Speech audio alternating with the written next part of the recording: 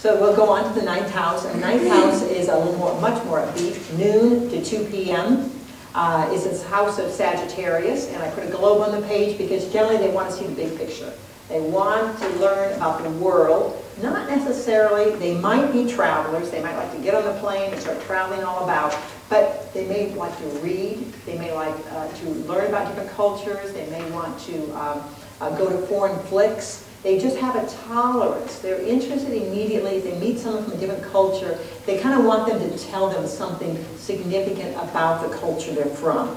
They want to, well, how do you celebrate this? Or, what does this mean in your culture? So they're asking questions. This is a big house of religion. It's a big house of philosophy.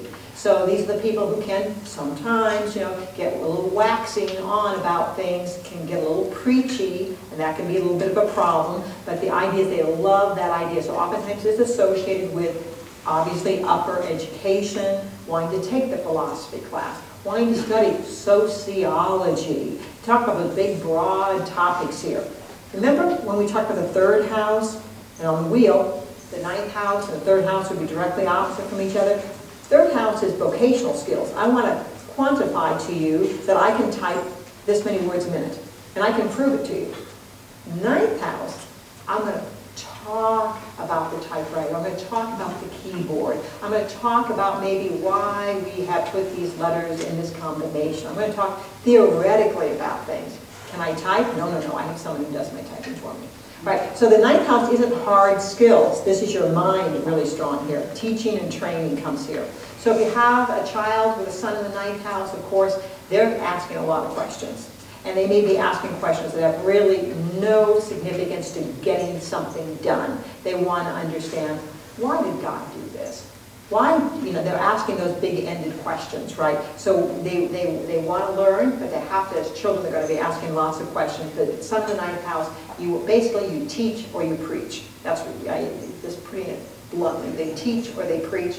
Again, they could be the person who always has a big philosophy about life. Of course, their knowledge about the foreign cultures, and they do risk being dogmatic, meaning it's this way.